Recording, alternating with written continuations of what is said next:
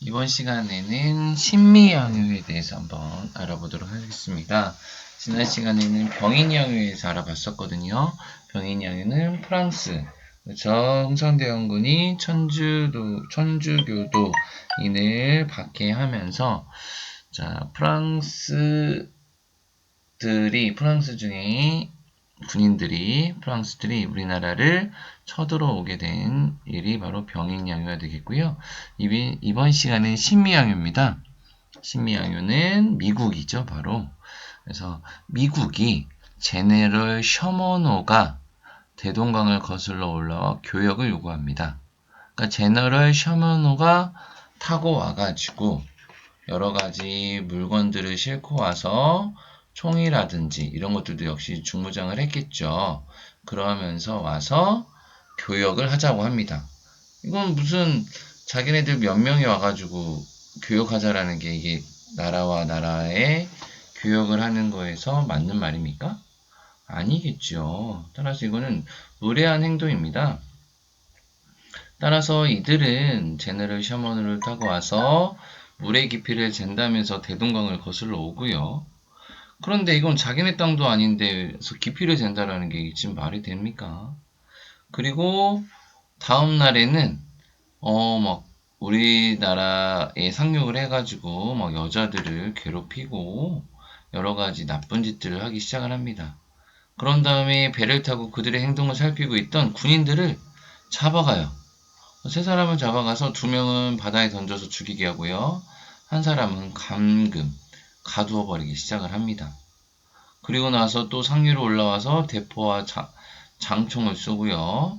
평양관리들에게 우리들이 물러갈 테니 쌀 1,000섬과 금, 은, 인삼을 요구합니다.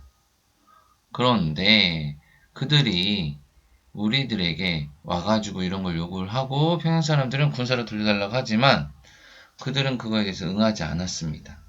따라서 분노한 사람들은 여기에다가 보트에다가 여기 배를 타고 와서 보트를 타고 이제 상륙을 했겠죠. 돌을 던지기 시작을 합니다. 그러자 얘네들이 총을 쏩니다. 그렇게 하자 우리나라 군인들도 역시 총을 쏘기 시작을 하죠. 그러면서 그들은 다시 셔먼으로 갑니다. 그러면서 셔먼호가 다시 돌아갔는데 이때 당시 우리나라가 물이 들어왔다가 빠지는 상황인데요. 이때는 물이 올라왔다가 물이 빠지고 오도 가도 못하는 상황이 됩니다. 그러면서 평안감사 박규수가 이들이 잘못된 행동들에 대해서 화가 나서 막을 방법을 생각하다가 불을 내기 시작을 합니다. 어떻게 됐냐면 지푸라기와 나뭇가지를 가득 실은 작은 배 여러 척을 밧줄로 묶습니다. 그 다음에 기름을 뿌려요. 그런 다음에 불을 붙여서 상류에서 서면호 쪽으로 갑니다.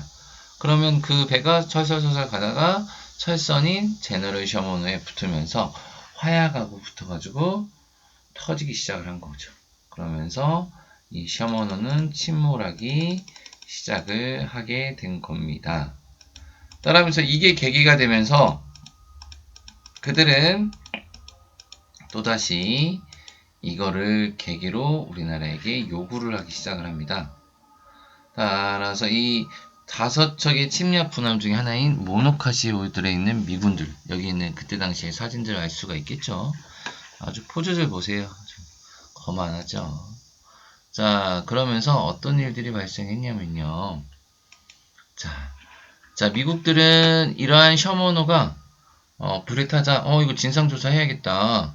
손해배상 필요하다. 이러면서 조선하고 통상관계를 수립하자라고 합니다. 그러면서 우리나라에 다시 오게 잘 됐다 한 거죠. 그래서 우리나라에 오기 시작을 했고요.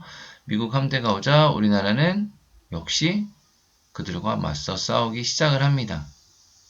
그러면서 미군은 손해배상 요구했지만 우리는 주권 침해다. 너희들이 우리나라에 들어오지 않았느냐 라고 하면서 협상을 거부하기 시작을 합니다. 협상이 결렬되자 미국 함대는 초지진에서 상륙해서요. 바다와 육지 같이 공격을 했고요. 초지진, 덕진, 광성진을 점령을 하기 시작을 합니다. 미국은 싸움에서 이겼어요. 어떻게 당연히 우리나라가 질 수밖에 없겠죠. 이때 당시 미국의 뭐 군사 무기라든지 이런 것들은. 하지만 흥선대원군은 통상거부 정책에 막혀서 계속 싸우다가 조선계양을 포기하고 함대를 철수를 합니다.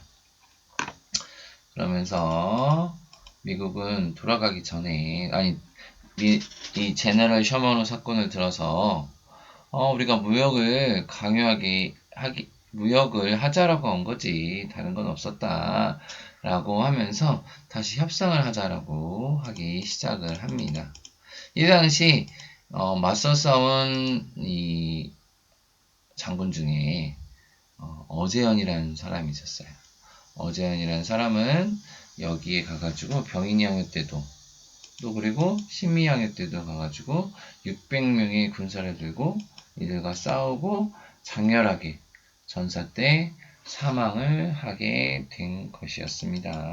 그러니까 이렇게 우리나라를 지키는 이 위인들이 있었기에 우리나라가 아직까지 이렇게 잘 살고 있지 않았나라는 생각을 다시 한번 해보게 됩니다. 네. 그 다음에 두 차례 서양 침략을 물리친 대원군은 어떻게 대응을 한 거죠? 누구와 통상을 금지하고 하지 않겠다고 했습니까? 자, 서양과의 통상을 금지하지 않고 개방하지 않겠다라고 하는 거죠. 그리고 전국에다가 서양의 침략을 알려주기 위해서 척합의를 세웁니다. 그러면은 척합의에는 어떤 내용들이 있는지 한번 알아보도록 하겠습니다. 그거는 다음 시간에 한번 알아보도록 하죠.